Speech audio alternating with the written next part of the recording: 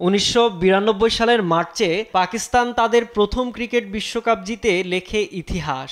শেষ উইকেটটি তুলে নেওয়া ইমরান খানের হাত থেকেই শুরু হয় একটি জাতির নতুন নায়ক জন্মের গল্প। সবুজ জার্সিতে সতীর্থদের কাঁধে তুলে ধরা সেই দৃশ্য আজও স্মৃতিতে জ্বলজ্বলে।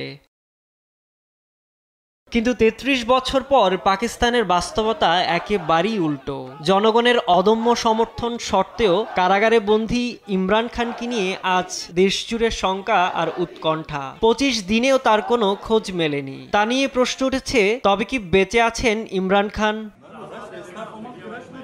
ইমরানের 3 বোনের অভিযোগ তাদেরও জোর করে থামিয়ে দেওয়া হয়েছে।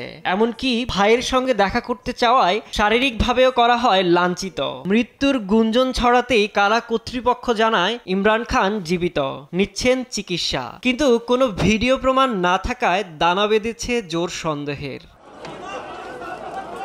ইমরানের ছায়া সঙ্গী বুশরা বিবি, যিনি কখনো কখনো তার আধ্যাত্মিক গাইড বলেও পরিচিত, তিনিও এখন কারাগারে। বিয়ে দুর্নীতির অভিযোগে দণ্ডিত হলেও পাকিস্তান জুড়ে তার জনসমর্থন এখনো চূড়ায়।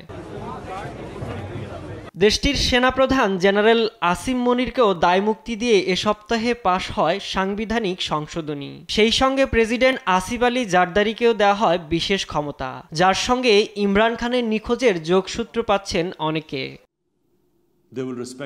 বিশেষজ্ঞদের শঙ্কা, ইমরান খান যদি সত্যিই কোনো বিপদে পড়েন তা শুধু পাকিস্তানের রাজনীতিকেই নাড়িয়ে দেবে না, দক্ষিণ এশিয়ার ভারসাম্যেও আঘাত হানবে।